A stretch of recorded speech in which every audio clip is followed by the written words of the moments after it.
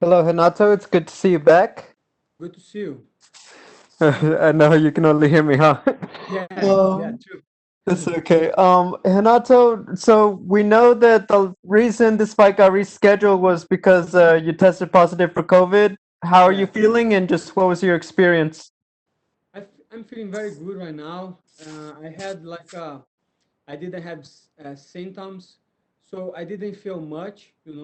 I had to take a break of training in gym, but I was still training at my home, so I was doing a lot of cardio work and exercising all that stuff. But I feeling pretty good. When you go back to work with your coaches and it's the same opponent, how do you use the extra time? Do you feel like you picked up where you left off in training, or did you feel like your coaches maybe found something new that you didn't before the first fight?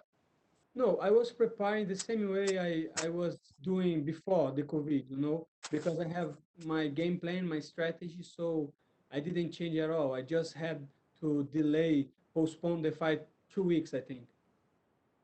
And then finally, what are your thoughts on Rafael as an opponent and how you match up with him? I think he's a great opponent. He's a very good fighter, but I think this is gonna be a great fight, you know, and that's is what all I have to say. What do you most want to show for yourself in the fight? Excuse me? What do you most want to show? What do you most want fans to see from you when they tune in to watch you fight on Saturday? Yeah, I want them to see the way I always have done, which is to put all my heart in the fight, to fight like uh, like the way I always fight, doing really good stuff, and I think people gonna enjoy that fight. Okay, thank you, Hanato. Thank you. We will take the next set of questions from Cote Cruz with For to Win MMA. Okay, Hey Renato, how you doing? Good to talk to you. I'm fine. Good to talk to you, my friend. Thank you. Well, this is a new division, but I'm pretty sure the same objective is to have gold around your waist. How do you feel in this new weight class? Are you planning to stick around here, or do you have any pending issues at featherweight? Depends on UFC, because of course I'm feeling better, because I have to cut less weight and I'm feeling stronger. I think this is my right division. But if UFC offer me a really good fight at 45, a top five contender, I can go back. But right now I'm feeling like I'm feeling the best moment of my life. I'm feeling in shape, and I'm feeling I can do even better on the 55 than in 45. This is your 10th appearance in the UFC octagon, and you've faced a lot of great names in the featherweight division. However, this will be the fourth time that your rival. I mean, this is the fourth fight of your rival in the promotion. Yeah, What factors do you think will play here? Is it experience that favors you in this case? How much have you learned and improved? yeah, maybe he has a great experience in combat sports too. So I think the best man will win, and I think this man is gonna be me.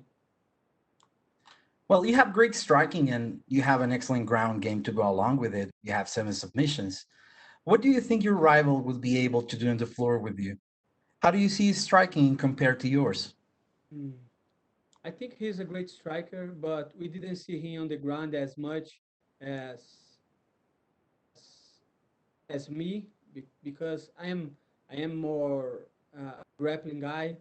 But I think he has like a decent grappling, and I think this fight is gonna be who wants more. And I'm sure I want more than him.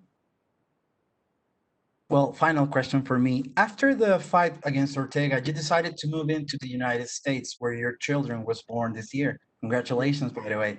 Could you thank you tell so much. us could you tell us how much has this event changed in your sports life and also in your personal life ever since you took this decision of coming to the States? Yeah, it changed a lot because with this decision, I changed my mindset too. Because I am I am far from my parents. my friends, and I had a lot of time to think about my life and how I gonna raise my child and my son, and how I gonna build up my family, and how I gonna take care of them. And I start to study a lot about a lot of stuff. And I'm really grateful to be here in USA. You know, I love Brazil, but I think we have a lot to learn about how to be a citizen, and how to build a nation, you know, like USA. So I'm really grateful to be here. Well, thank you, Renato. I appreciate your time. Best of luck in your fight. Muito obrigado, my friend. Oh, muito obrigado, meu amigo. Valeu. We will take the next set of questions from Omar Mert Savci with S Sport. Hello, Renato. How are you? How are you, my friend? Good. Thank you. Thank you. Who would you like to face if you win this weekend? I don't know. I have to fight Saturday, and I have to put a big win to call out somebody, you know, because right now I have a fight and I have to focus on that fight. Okay. My last question is special because you are Brazilian. Who is your favorite Brazilian football players? I didn't watch like soccer, you know. My life always have been fighting, and my idols, they are all fighters. So I don't care as I don't care to soccer really. Okay, okay. Thank you, Renato. Thank you. Good luck on Saturday. Thank you so much. Thank you so much. We will take the next questions from Diego Ribas with AG Fight. Oi, Moicano, tudo bom? Tudo bom, Diego? Beleza? Maravilha, vou fazer umas rápidas em português aqui. Primeiro me diz como é que mudou sua vida, né? Mudar de categoria. O que mudou e como é que, o que tá de melhor? Com certeza, eu tô conseguindo treinar muito melhor, né? Porque antigamente eu ficava muito focado em perder o peso. Então, me parece que me deu mais vontade de treinar, entendeu? Me deu mais vontade de treinar. Antigamente eu estava ficando um pouco estressado, eu já tinha associado treino com corte de peso, com semana de luta. Então, antes mesmo, eu já ficava sofrendo muito antecipado, entendeu? Então, nessa última luta que eu subi de categoria, eu tenho me sentido muito mais tranquilo para pensar no que realmente importa, que é na luta, que é focar minha cabeça na luta, e o corte de peso está vindo junto com isso. Antigamente, o corte de peso era a meu foco principal. Eu só pensava, eu tenho que bater o peso, tenho que bater o peso, porque eu saberia que seria muito difícil, entendeu? Hoje em dia, o corte de peso ele ainda continua, é, não é fácil, mas ele se tornou muito mais, eu consigo lidar muito melhor hoje, então eu tenho tempo para focar na luta. Maravilha. Que tipo de brecha você vê no jogo do Fiziev que você pode adiantar? Não, ele é um cara bem completo, né? Mas acho que as brechas dele são no chão, né? Mas é um cara completo também, trabalha chão. É uma luta dura, uma luta boa e uma luta que eu vou vencer. Show. E vencendo ele, onde essa vitória pode te levar? Você já chega a pensar no ranking, entrar no ranking? Ah, Onde te coloca uma vitória sobre o Fiziev? eu acho que me coloca no ranking, com certeza, né? O UFC, acho que o UFC tem planos relacionados a isso. Ele já me ofereceu alguns caras ranqueados antes mesmo desse oponente que eu tenho agora. Eles não aceitaram, mas acredito que uma vitória sobre o Fiziev vai me colocar no ranking. Eu não sei em qual posição, mas com certeza ali eu vou entrar no ranking. Maravilha. Última para mim, Moicano. No UFC você não conseguiu ainda fazer uma sequência grande de lutas no mesmo ano, né? Ter aquela atividade grande. Imagino que até subir para peso leve isso ajude.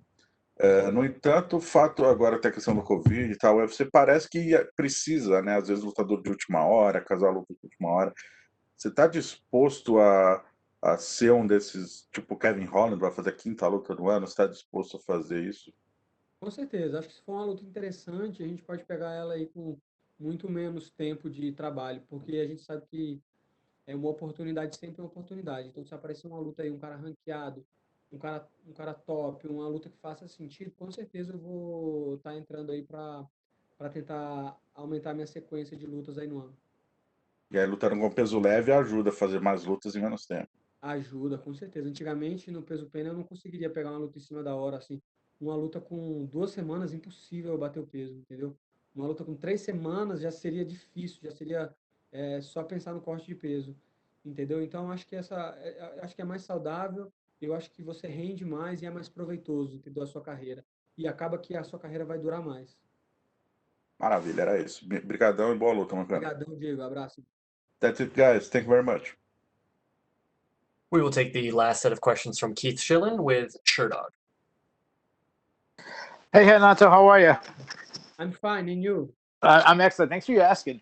One question I got to ask you is we learned that fighters improve a lot of times when they learn from losses. You had recent losses to Jose Aldo and the Korean Zombie. Tell me, what did you learn from those losses that made you a better fighter right now?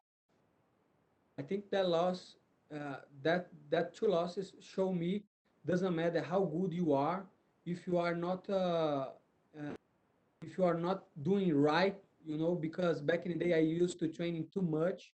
I used to to have a really hard weight cut and other things, So after the fight, I had to focus on what I have to do different, because the loss for Jose Aldo, I thought the judge stopped the fight too soon, and I didn't accept the defeat. So uh, I I jumped in the Korean Zamba fight with like 2 or 3 months after the Jose Aldo fight. So I just wanted to forget about this loss. But you have to embrace your loss. You have to learn about your loss. And after that, I made adjustments in my training camp and in my personal life. So right now, I am a better fighter than I thought I could be. I am a really good fighter, and I'm gonna show this on Saturday. My final question for you: you mentioned earlier that you left your home in Brazil. You're now in the United States. One thing that stands out to me on this card is how many Brazilians are on this card. You have obviously yourself, Figueiredo, JDS, Jacare, Oliveira, Jandaroba. Does having so many of your fellow Brazilians on the card, does that make you feel a little bit at home? And does it give you any extra motivation to perform with so many of your countrymen around you? To be honest with you, uh, really doesn't matter.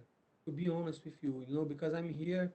I know it sounds not good. I love the Brazilians. Of course, I love like Junior dos Santos is a friend of mine, and a lot of Brazilians. But what really matters is a win in Saturday. Nothing else. I'm not thinking about Brazil or USA, or I just thinking about winning on Saturday. This is all who matters. So I'm trying to not thinking about things I cannot control, and right now I'm just thinking on the fight and what I have to do in order to win the fight. So I'm not thinking on that. Good luck to you. Thank you so much. We will take one more set of questions from Jim Barcelone with the Miami Herald. Okay. Hey, thank you so much. Oh, just curious, where then did you train for this fight, and who trained you for this fight? I train in American Top Team in Coconut Creek, Florida, and I train with a great coaches and athletes. Who did you bring with you in your corner for this one? I bring Gabriel de Oliveira, who is my coach um, a long time. We start to work in Brazil about 7 years ago, and I have Anderson França, a striking coach, kickboxing coach, and Conan Silveira, the head coach of American Top Team. I have a pretty good team to take care of me here. And lastly, for me, what has that been like coming here to South Florida to train at American Top Team, and how have you grown as a fighter? Yeah, man, to me, it's the best gym in the world. And like I said before, the best coaches and training partners. And I love Florida. Florida reminds me a lot of Brazil. So it was not a really hard adaptation. And I feel home in Florida. Thank you. Thank you so much. Thank you so much, Renato. That is all the questions we had for you, sir. Thank you so much.